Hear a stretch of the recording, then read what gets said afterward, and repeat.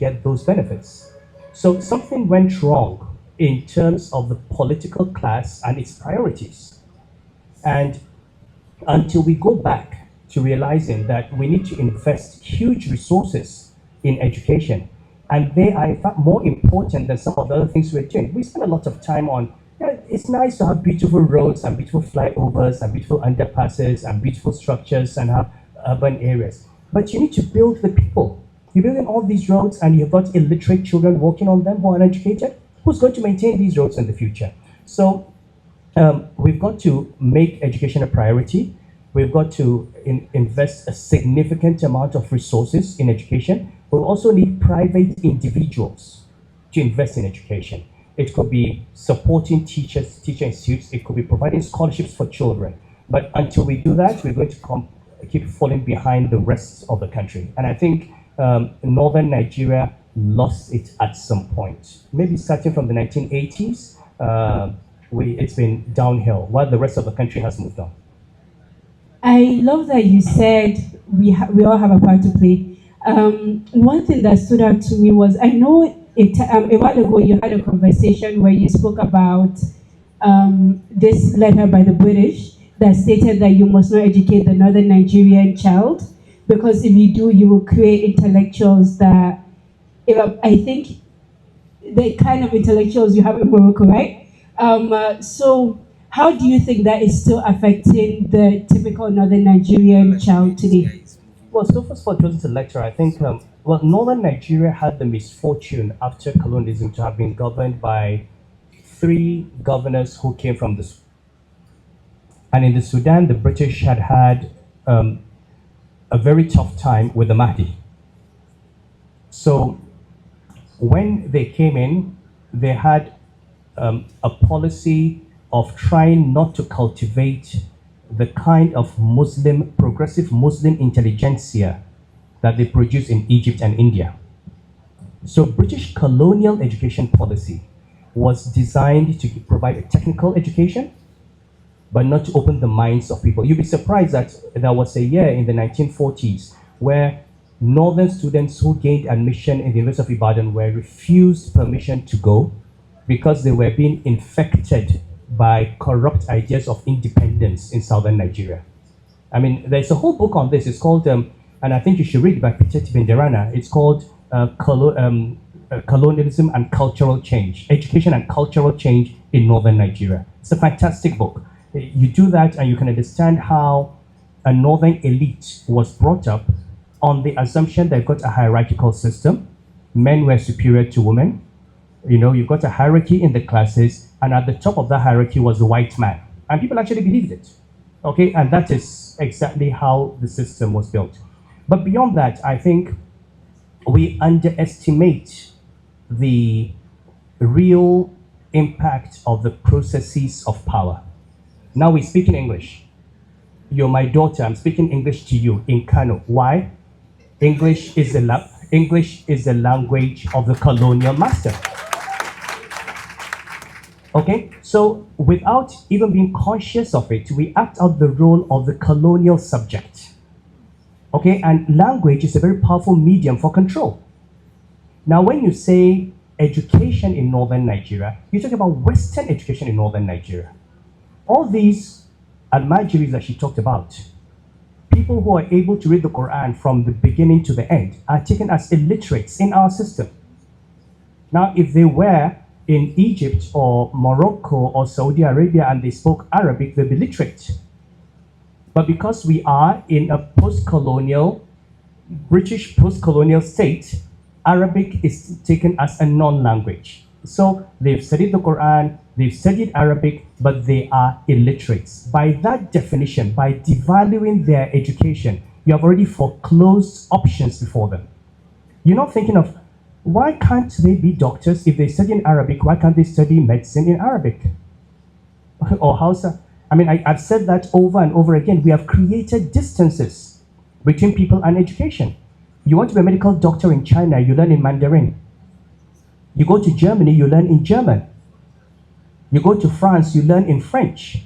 Why can't you be a medical doctor taught in Hausa language? Or Yoruba or Igbo? Why not? Okay, now, so the barrier is linguistic.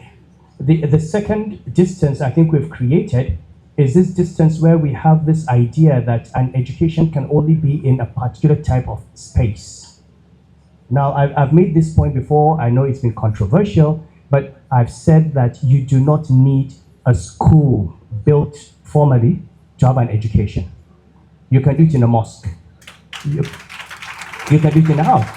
And if you take the history of Islam, if you take Al-Azhar University, if you take Zaytun, if you take Qarawiyyin, all these universities were around mosques. Okay? Why is it? I mean, I go to a village and there's a Friday mosque, well built, and there's no school.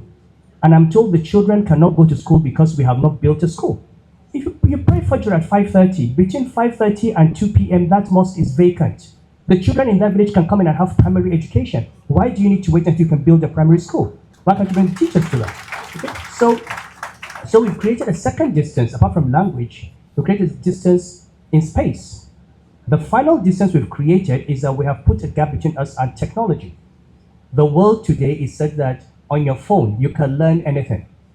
You give a child a tablet, and you can teach him, and you can give him the same education that a child gets on the streets of London. This is what is happening all over the world, in Bolivia, in Mexico. So I think it's about thinking out of the box. It's also about making this a priority where we have an evidence-based approach and say what is wrong, what are the barriers we need to attract, what are the low-hanging fruits that we can go after. Can we please clap for him for that? Please only clap if you feel I've said something worthy of clapping. Don't listen to her. No, you have. You actually answered two of the questions I was going to ask you, so I'll have to ask another one. So your first point was about the linguistic barrier, and you made me think about Ngugi wa Thiong'o, the Kenyan author who passed away, I think, earlier this year or last year. And I'm just thinking, if we were to follow his theory of using African languages as a medium of communication, and to write, to speak, and just to abandon the colonial languages and stick to our traditional languages, how progressive do you think Northern Nigeria would be in, say, 2030? I mean, so look, I would never advise that we abandon any language. Okay, I believe in studying languages. Okay, I've spent my time studying English, and studying French, and studying Arabic, and studying else, and I think if I could learn more languages, I would. Okay, language is an important medium for communication, and in the world in which we are, there's no way you can go without what are now called international languages. Okay, people are now going to learn Mandarin because of the rising importance of China. Okay, so that is not the point. The point is not about abandoning English, but let's know that English is a language. It is a language. It is not the language. Okay, so every Nigerian should speak English. Every Nigerian, if left to me, every Nigerian should speak English, should speak French, should speak Arabic. And Africa has a triple heritage. Ali Mazrui made that point here. You've got the heritage of African traditions, you've got the heritage of Islam, you've got the heritage of colonialism and the Christian world. This is something we cannot break away from. It is part of our history. Okay? But it's a strength. However, every study I have looked at by the World Bank, by UNESCO, says that when you teach young people in their mother tongue, they learn faster. You increase the number of years they remain in school. You reduce the dropout rates. Okay? You study in agriculture from a village. You've got all the vegetation in your village. You know the names in Hausa. You fail the exam because you don't know the Latin name for those words. I mean, how sensible is that and how reasonable is it? Okay? When you study medicine, you don't speak English to the patient, you just do it. You perform a surgery, you don't do it in any particular language. So you can learn, and the question is, if that is a faster way, it's much easier, I think, to teach people to be physicists and mathematicians and doctors in Hausa language in northern Nigeria than to teach all of them English first, and then from English turn them into doctors and engineers. Many of the teachers have a problem even communicating in English language. So until people have the courage, and there is some progress. I know Bayero University has recently concluded the translations of many of the books from primary school and secondary school, mathematics, physics, chemistry. I encourage that. I know the translations have been done. I've been trying to push for a change in educational policy. You can teach them in Hausa and then tell them the English equivalent of those words. They can sit WAEC, and when they see the question in English, they know exactly what they've been asked, and they can do the calculations. And so we need to think, how do we reduce the obstacles before them and fast track their access to that education? Speaking of obstacles, a lot of people in rural areas believe that sending their girls to school is a waste of time. Then I will ask you if you think so. No, and it's true. It's not because education is bad in itself, but because we are giving them lousy education. If you send your child to a school and after 6 years they've learned nothing, it's a waste of time. Okay, because we talk about all these millions of out-of-school children. Have you looked at the number of children who have actually gone through 6 years, 12 years of education and who are neither literate nor numerate? It's a huge number. So you have children theoretically in school, but out of school. And you can test it, and I've tested this empirically. They know. I'm traveling and I see a line of children. These are from an Islamia school. These are from primary school. And I stop. And I go to the girl in Islamia school and I ask her a question in Arabic. And you'll be surprised, she knows ism, she knows fi'l, she knows harf, she knows fi'l al-madi, she knows fi'l al-mudari. She's able to construct sentences in Arabic, and she's in primary school in Islamia. You go to a child in primary school, how old are you? He's looking at you blankly. He doesn't know, he does not understand. Okay, so there are two things happening here. On the one hand, we are making all this, we're raising hopes of people, thinking that by taking their children into these schools, that they're going to be educated, and then they go and waste the years and they are not educated, because it's about the quality. On the other hand, we have people who are actually learning something, but there is no value because not in the English language. Again, this is imperialism at play. So we have just continued, okay, with the mindset of the colonial master, and this is a problem. So how do we address that, in your opinion? Governance is number one.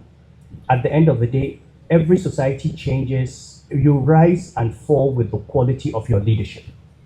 And Nigeria has had lousy leadership for a long time. Okay, so until you actually begin to look, we've got people who are themselves uneducated. Okay, who don't understand the value of education. You cannot give what you do not have. Okay, you cannot give what you do not have. Until we begin to look at the people who we choose to lead us. And that's the truth. I mean, in most parts of this country, you look at people who are leading you and you say, oh God, is this really the person? Okay, how did we end up here? You see it every day in newspapers, you see it in the stories, you see what happens in legislatures. You see the kind of debates that we're having, the kind of arguments that we have, the kind of time we waste on issues that are totally unimportant, the pettiness, okay? And you look at other countries, you look at other parts of the world. People are discussing climate change, people are discussing artificial intelligence, okay? What are we talking about? Whether Yoruba or Igbo or Hausa, Northern or Christian, that is, we are still mired in that debate. We are still in conversations that we had in the 1960s. And what is causing that? The leadership. Because the only way some of these people can get where they are is by keeping the masses where they are. The only way you're going to have change, okay, is to make sure we begin to look for the right people who think of what generation of Nigerians are they going to create, and how can Nigeria rise up? I mean, I personally feel that I was listening to the gentleman talking about humanizing numbers. And it's true. You say 3 million children out of school. You don't think of them as human beings, but this is somebody's son. It's somebody's daughter. She's going to be somebody's mother. She's on the streets without a future. Okay, these are not just numbers. These are human beings. Malnourished children are human beings. They're not statistics. Okay? If you say 50% of children under 5 in Kano State are malnourished, 50%, you know malnutrition? What it does? Your brain does not develop. That's the reality. I mean, this nutrition happens in the first 1,000 years from conception. The women don't have the right nutrition when they're pregnant. The babies don't have the right nutrition when they're born. The brains are not formed. From day one, you have already disadvantaged your children. So you go to school, and that's why, you know, when we were younger, you would see a young boy from Borno. Borno, they give them kuningeda, which is nourishing. Here, we give our children cocoa and paro, which is not. Okay? So you go to this Makaranta Alo, you find a child from Borno at the age of 10, he has memorized the Quran. And his colleague from Kano cannot read Alam Tara Kaifa. And you think it's the guy, he's not daft, he just did not have nutrition when he was a baby. That's all. The brain will get formed. So we need to, and nutrition is not about money. It's about interest, about education. Okay? Now, one of the issues I'm dealing with is I am concerned, I'm passionate about nutrition, because if we don't deal with malnutrition, we will not deal with poor quality education. No matter how good your school is, the brain has to be there for the child to have the education. And how do you deal with malnutrition? We are not there when the woman is pregnant. You talk about statistics. That is what we have. Every year, I get numbers. Oh, so many children in Kano State are malnourished. We count them after they are malnourished. Where were we when she got pregnant? Somebody has to be there at the point of pregnancy to say, this is what you need. Somebody has to be there at the point a child is born to say, this is what you need. But I sit here in Kano, I don't know how many babies are being born every day. So I need the technology. I need to know that in a particular part of Kano, in a particular local government, there are 5 babies who are born. And I need to get the word here to say, go to those women and make sure that they're giving their children what they need. If you don't do that, from pregnancy to the 3rd year, you're going to continue producing children who do not have the ability to. So I like the conversation about statistics and numbers. When you just convert them to human beings, then you begin to think, and that's why when he said he can't think of a policy, is because he's not followed it logically. If you think of these as, if you take malnutrition as a number, and then you take it as a pregnant woman, then you know you need a policy around how do you know how many pregnant women are in Kano? How do you know where they are? How do you make sure they eat what they're supposed to eat?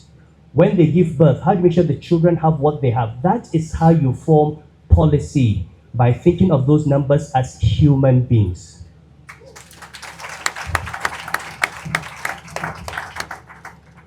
I'm just thinking about how it's so sad, but we have so many hospitals in Kano that are very capable of doing these things, and so many doctors. There's Dr. Khadija Galadenchi, who I believe is very capable of having these conversations with mothers. But I'm just thinking, Nigeria doesn't itself provide the infrastructure and the space for these conversations to be had. And we have a lot of doctors fleeing the countries. Everybody is jabbering for greener pastures, and we can't blame them because of the reality of the country. So how do we make sure that these things are being taken care of? And how do we keep the doctors in Nigeria to take care of the women who will give birth to these children tomorrow? So you see, again, listening to you, it brings out one of the principal problems around policy in Nigeria. We're talking about nutrition, you're talking about health. A nutrition problem is not a health problem. And we have treated it as a health problem. So, you see, when you look at infant mortality, we treat it as a medical problem. If you break it down, more than 50% is a nutrition problem. It's about what you eat. Okay? It's not about medicine. And because we see it as a medical problem, we don't even have the structures. If you go to every Ministry of Health, you'll find that the head of nutrition is a medical doctor, not a nutritionist. Okay? So you find children dying of diarrhea. Diarrhea does not kill a child. But a child who is malnourished dies when he has diarrhea. Okay? First of all, we need to understand what is the problem we're addressing. Now, if you want to deal with nutrition, I would say we are the traditional institutions in a place like Kano. We are the best place to do this. Now, one of the things, you talk about Khadija Garadenchi.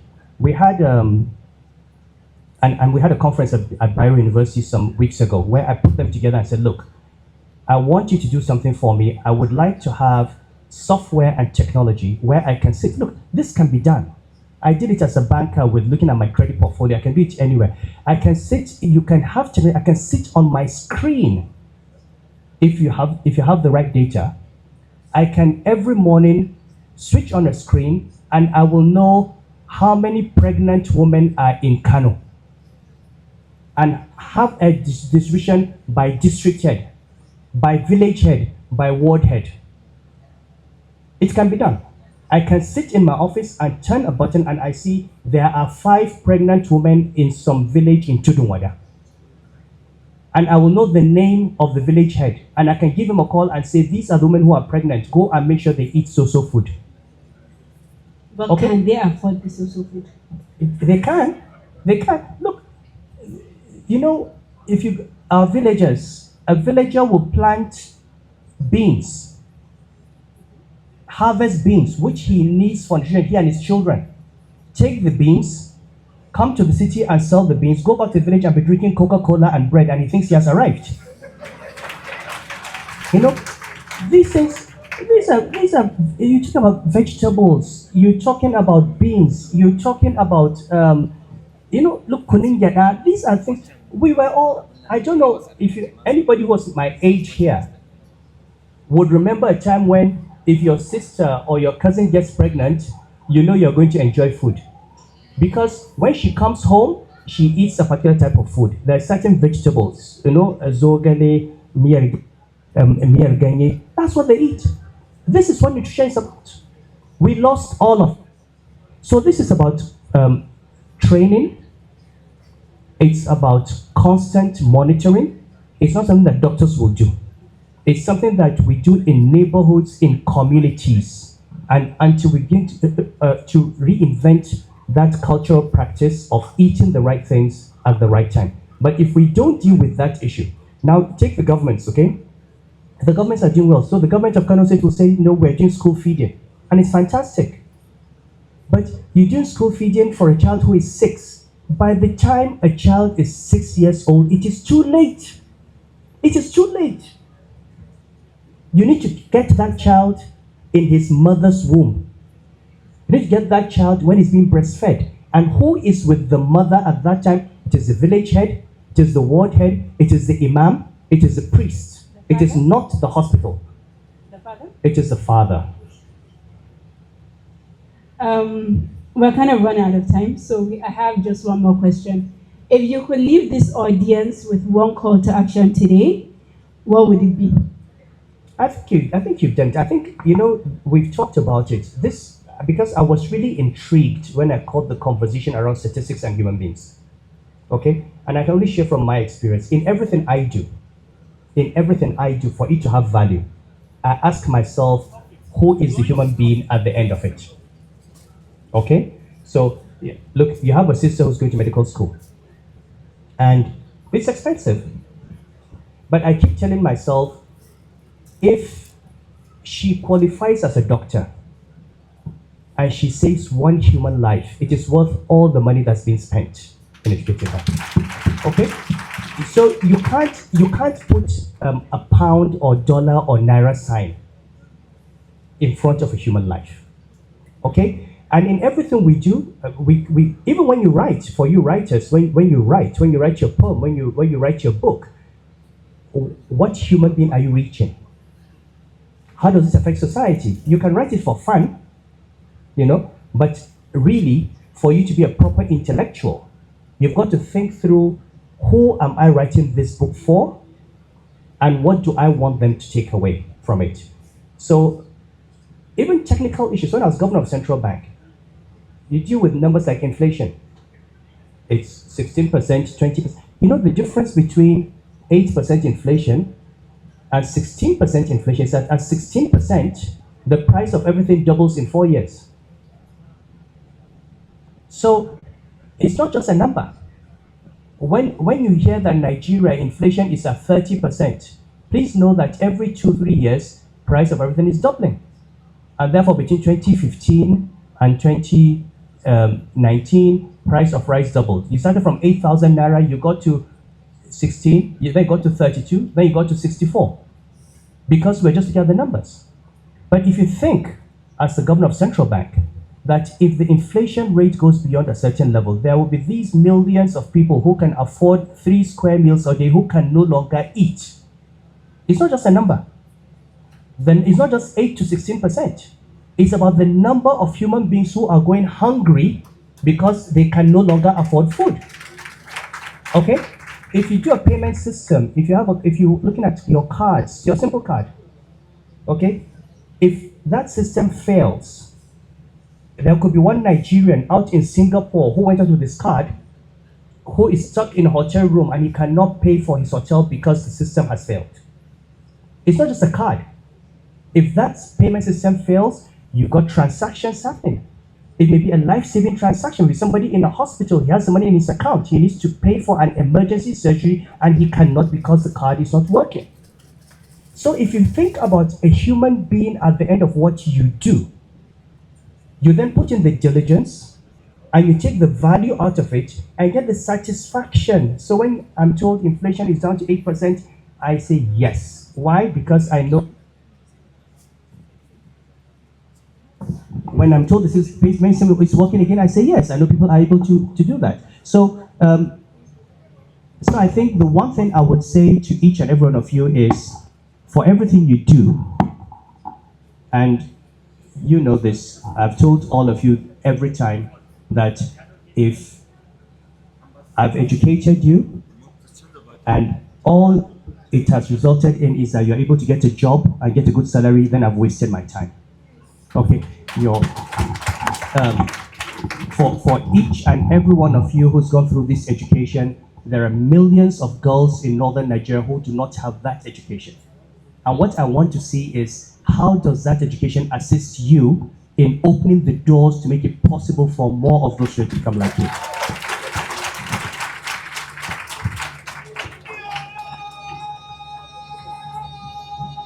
That's an example.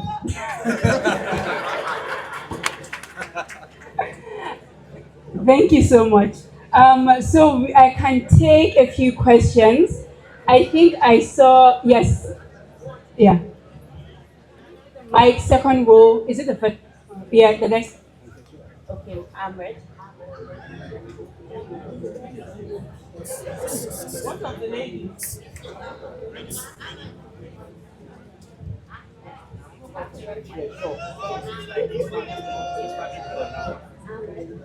That one is easy.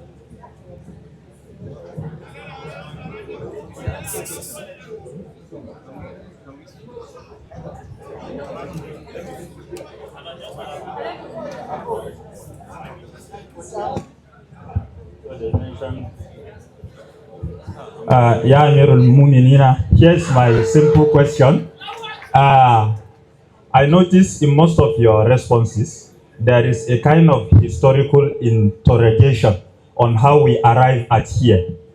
And speaking of literacy, what caught my attention really is your point on literacy of the mind. And literary space, I noticed that there is a kind of, not just literary space, there is illiteracy of the mind in Nigerian educational space. For example, probably some of them are here, they will give you 1,000 reasons why they will never read a fiction.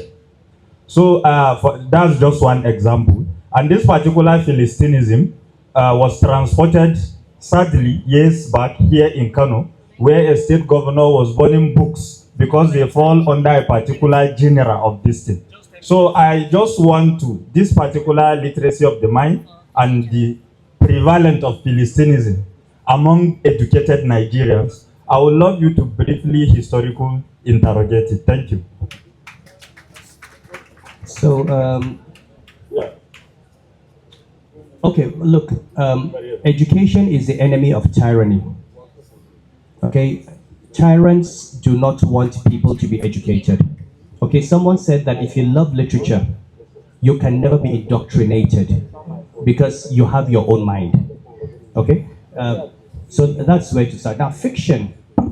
Now, you've got good fiction, you've got lousy fiction, and that's true. And that's why I was saying to her, you know, if you're writing, who are you writing for, and to what end? Okay, there's a lot of great fiction that teaches us about life. Okay, I keep saying when you read Shakespeare, for example, and if you think of it in Platonic terms, and I'm sorry to use Shakespeare as an example, you read Romeo and Juliet, and it tells you about ideal love. Okay, you read Othello, and it is jealousy in the ideal. You read Macbeth, and it tells you about crass ambition, the ideal. You read Julius Caesar, and you see the treachery and betrayal of Brutus, and so on. So it is not just about reading a story. The Merchant of Venice and Greed, you know, it's not about a story, it's about the lessons I take out of that. But it's also the same thing with African literature. There's a lot we have to learn from Chinua Achebe, okay, and about African culture, but also about value systems. And so where fiction is grounded, where fiction is grounded and rooted in a value system and seeks to portray a particular worldview, it is extremely useful and should be encouraged. Now, I don't want to talk about what happened in Kano and the Soyaya novels. I made a comment about that in 2017, and I think I got into a lot of trouble. So I don't want to repeat. The same story. But the reality is, people need to be able to be allowed. You're adults. People should read. People should make up their minds what they want to take, what they want to take, and what they want to. You cannot decide for people what they can read. You cannot control minds. Okay. And the worst thing about stopping publications it's like Kannywood movies. You say, oh, you know, you don't want Kannywood movies, fine, but your daughter gets on the internet and she can see pornographic movies on her phone. You can't control that. You cannot stop people. So you might as well regulate. You might as well take an interest in using art to promote particular sets of values, not just loyalty to the political system, but development of a human being. And I think that is where we need to focus our minds on. Your Highness, welcome to CAFest. We're so proud to have you. You've been talking about good governance, and when we talk about good governance, most of the times I become confused because I don't know how to gauge good leaders. For example, when it comes to election, with all the happenings in Nigeria. So, sir, how do you define good leaders that we are supposed to vote it in when the election comes? Thank you. So, I mean, look, for me, it's simple. It's not about good. How do you assess competence in anything? Okay, it is your. He asked a question. Now that is bad listening. Okay, so how do you assess competence in anything? It's about having someone who has the capacity and the ability to do what he is supposed to do. Okay, it's not just about government everywhere.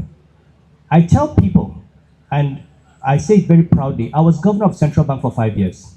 I had a particular duty. I was supposed to keep inflation at a certain level. I was to stabilize the exchange rate. I was to work on the payment system. I was to keep the banks safe and people didn't lose their money. So you can assess me.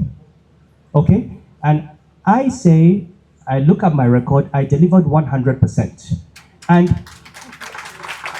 because of that, I have earned the right to criticize any public officer who does not perform. Okay?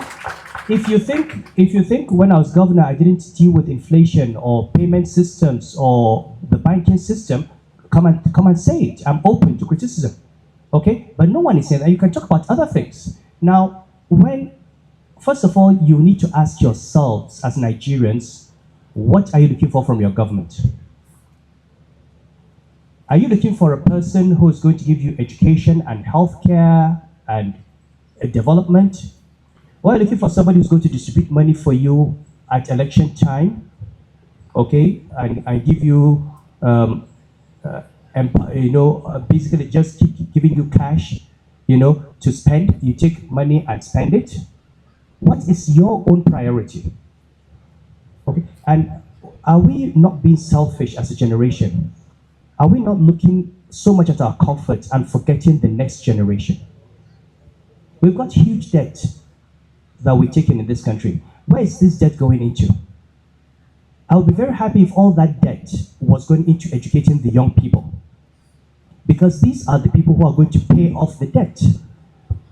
But you're taking on debt, loading it on an economy, not investing in the people who are going to be paying off the debt. In 20 years, they're going to have a problem with the debt crisis. They don't have the ability to earn. You've got to invest it in their productivity. So, simple questions that we need to ask ourselves as Nigerians. If you have a governor, if you have a legislator, if you have a chairman of a local government, has he addressed the needs of the people within the limits of the resources available to him, or has she done that? If we know what we want and we demand that of our leaders and make that the condition on which we choose, we begin to improve. But Awolowo once said, every nation gets the leadership it deserves. And sometimes I wonder, as Nigerians, if we're not getting the leadership we deserve. Because I look at the people that we take as heroes, including people cheered on by young people. I look at them cheering and hailing people who are just thieves. No, why is the value? Where is the value? So we need to actually, change. We need to define those values, set those standards for our leaders, and you young people should stop thinking of yourselves as young people. My father retired as Federal Permanent Secretary External Affairs at the age of 48. He was an ambassador in his 30s. Yakubu Gowon was head of state at 31. Murtala Mohammed at 29. All these people you talk about, Sedona, Ahmadu Bello, I'm not sure Ahmadu Bello died. I'm sure he was just in maybe early 60s, 61, 62 when he died. At the time they were fighting for independence, they were in their 20s. Kano, all of them. Now you have a 40-year-old person calling himself a youth. And he's waiting for us to tell them, you guys, you need to take it. You need to get up and take it. You are the majority in this country. Form your own party. Support somebody in your generation. Just retire us. Retire us. No, otherwise you're never. Every election you're going to have presidential candidates that are over 75. Okay, and then we can't. If you have a 40-year-old candidate and all of you choose to vote for him or her, you retire all of us, and then you can take control of your own lives. I think this sense of waiting for someone to do it is something you've got to change. Assalamu alaikum warahmatullah. Sarki, my name is Ahmed and I have two questions. But before I ask the questions, I want to lay a foundation.